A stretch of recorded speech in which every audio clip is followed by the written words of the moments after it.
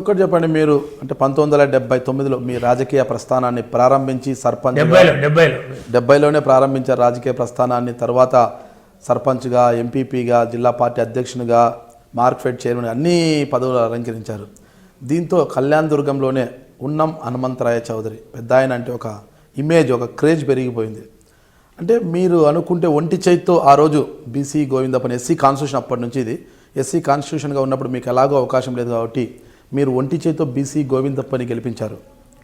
అనంతరం అనుకోకుండా బీసీ గోవిందప్పకు బదులుగా ఒక ఉపాధ్యాయుల శారదాంబను ఎందుకు తెర మీదకి తీసుకొచ్చాల్సి వచ్చింది? ఆయన చంద్రబాబు నాయుడు యొక్క ఆలోచన తప్ప మా ఆలోచన కాదండి.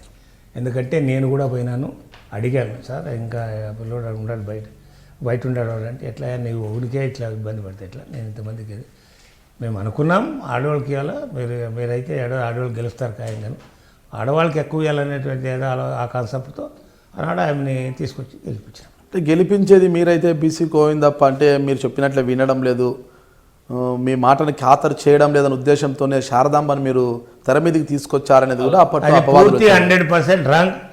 నేను నాకు మనస్ఫూర్తిగా చెప్తాను, నేను అబద్ధం చెప్పేవాడిని కాదు.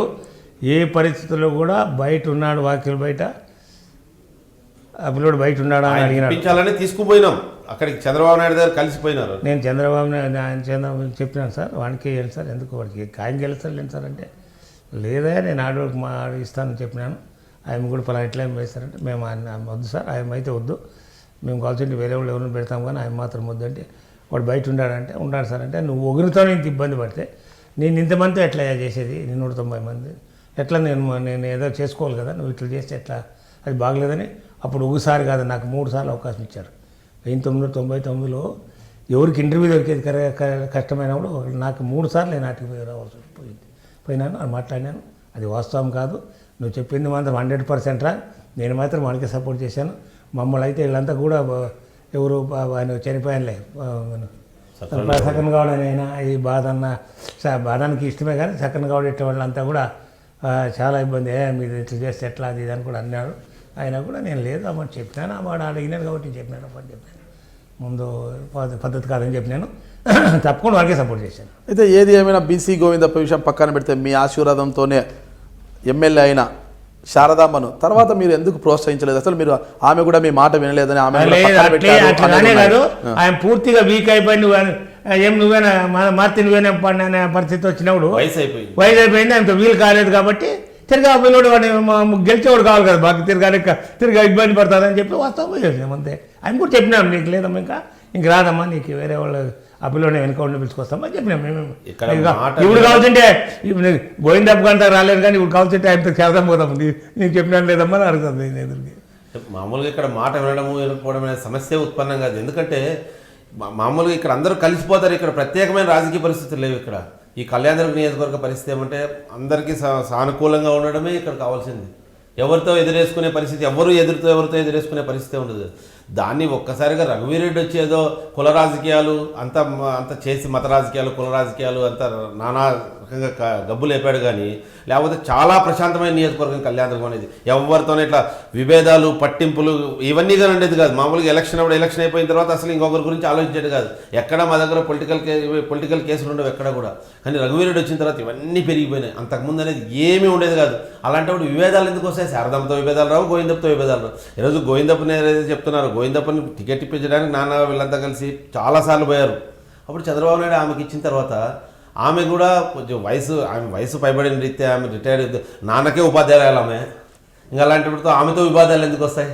నాన్నకు ఉపాధ్యాయురాలు ఆమె, ఇంకా ఎప్పుడు విభేదాలే లేవు. ఇంకా అలాంటి మీరు ఇట్లా క్వశ్చన్లు వేస్తారని మాకు కూడా ఐడియా లేదనుకో. వాస్తవంగా ఆమెకి మాకు విభేదాలు ఇంటికి వస్తాయి చెప్పు, నాకు అసలు లేదు. ఆ పిల్లోడి ఎందుకు వచ్చిందంటే ఇప్పుడు కూడా తర్వాత ఈ మధ్య కారణం ఏమంటే నా ఎలక్షన్ అప్పుడు కూడా చేయలేదంటే నాకు బాధ కదా. ఆ లైన్లో నేను శుద్ధిపడుచుకోవాలి, వాళ్ళతో నేను మాట్లాడిన అంతేగాని మీలో నాకు సంబంధం లేదు. అంటే ఎందుకు మీ మద్దతుతో అన్నిసార్లు ఎమ్మెల్యే అయ్యాడు, రాజకీయాల్లో రాణించాడు, అలాంటి చంద్రబాబు నాయుడు మాట తప్పాడంటే ఆయన కార్డు ఇస్తానని చెప్పి పార్టీ లేదంట, మరి దానికి మేమేం చేసేది? అన్ని రోజులు మీ మద్దతుతోనే ఎమ్మెల్యే ఆయన ఇప్పుడు మీకు దూరం కావాల్సిన పరిస్థితి ఎందుకు వచ్చింది? మీతో ఎందుకు విభేదించారు? పార్టీ మీద అలిగితే మీతో సంబంధమే నాయకుడు.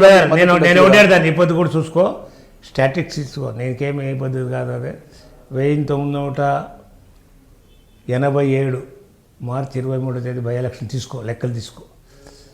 ఆ పొద్దు నా నుండి గెలిచాడా లేదా అనేది అంటే కూడా ఆలోచించుకున్నాను. నాకు ఎట్లంటే దాంట్లో సందేహం లేదు. నియోజకవర్గంలో బీసీ గోవిందయ్య అయితేనేమి, శారదాంబ అయితేనేమి గెలిపించిన సాహసం మీద ఒంటి చేతి వాళ్ళని గెలిపించారు. దాంట్లో ఎటువంటి దాపరికం లేదు. దానికి సమాధానం ఏమంటే మామూలుగా మనిషి ఆశాజీవి. నాకు కాకుండా పోయింది, ఎమ్మెల్యే పదవి జనరల్ అయిపోయింది, నేనే నిలబడాలా, ఇంకా నేనే ఉండాలా, ఇంకా నేనే అధికార దాహం ఎక్కువయ్యి ఆయనకి. ఆయన ఏం చేశాడు, మామూలుగా విభేదాలు లేకపోయినా కూడా పార్టీకి దూరమైనాడు. పార్టీకి దూరమయ్యి ఆయన దగ్గర వైఎస్ఆర్లో వాళ్ళందరూ సంప్రదిస్తూ ఉంటే మనం మన నాన్నగారి అభిప్రాయం అంటే ఎవరైనా కాంగ్రెస్ వైఎస్ఆర్ అంటే వాళ్ళతో మాట్లాడేది కూడా ఉండదు. అలాంటి పరిస్థితిలో ఆయన వేరే వాళ్ళతో దగ్గర అవుతున్నాడని తెలిసిన తర్వాత ఆయనతో మాట్లాడేది విభేదించేసి వదిలేశారు. ఆయన మాట్లాడుకోకుండా ఆయన అలాగే ఊరికే ఉన్నాడు. ఆయన సైలెంట్గా ఆయన ఊరికే ఇంట్లో కూర్చున్నాడు. ఆయన మామూలుగా నాయకుడు అనేవాడు ప్రజలకు అందుబాటులో ఉండాలా, లేకపోతే ఎప్పుడు పదవి ఉన్నా లేకపోయినా పని చేస్తూ ఉన్నాడే నాయకుడు అవుతాడు. కానీ ఆయన అయిపోతేనే వ్యాపారం చూసుకున్నాడు, అయిపోతేనే మళ్ళీ ఎమ్మెల్యే అయ్యాడు, మళ్ళీ వ్యాపారానికి పోయినాడు. మళ్ళీ వ్యాపారం చేసుకునేటువంటి ప్రజలు ఆయన మాట ఏమింటారు, అందుకోసమే ఆయన వదిలేశారు అంతే ప్రజలు. ఇంకోటి అండి, ఆయన నిజంగా పార్టీలో యాక్టివ్గా ఉండాలనుకుంటే నేను ఎమ్మెల్యే కాకుండా ఇంతకుముందు చంద్రబాబు నాయుడు ముద్దినాయనపల్లి టు కళ్యాణం వచ్చాడు, అక్కడ అనురెడ్డి బర్త నుండి. ఆయన కంకర్ మిషన్కి 100 మీటర్లు కూడా లేదు, బండిజాల కట్టుకూరికి ఆయన వచ్చి దారిలో వచ్చి కలుసుకోవాలి. నీ ఆది నాయకుడు, నీకు 2-3 సార్లు టికెట్లు ఇచ్చినోడు, విప్పు చేసినాడు, నిన్ను విప్పు చేసినోడిని నువ్వు ఆ దారిలో వస్తుంటే వాడు మాట్లాడుకున్నవాడు నిన్నే పెద్ద మనిషి అంటారా? ఇప్పుడు కాదు, నేను ఓడిపోయిన తర్వాత వచ్చినాడు ఆయన ఒకసారి. అట్లా వస్తే అట్లే వాడు కంకర మిషన్ పక్కన 100 మీటర్ల దూరం మెయిన్ రోడ్ అంటే వచ్చాడు. ముదిగలు దాటిన తర్వాత కళ్యాణంకి వచ్చే టౌన్లో వచ్చే దారిలో ఉంది మా కంకర మిషన్. వచ్చినోడిని వాడు మాట్లాడకపోతే అదేం పద్ధతి? అది పద్ధతి కాదు కదా అది. నేను ఎమ్మెల్యే ఉన్న మనవంతరాయ చౌదరిని, మీరు హై డ్రీమ్ మీడియా చూస్తున్నారు.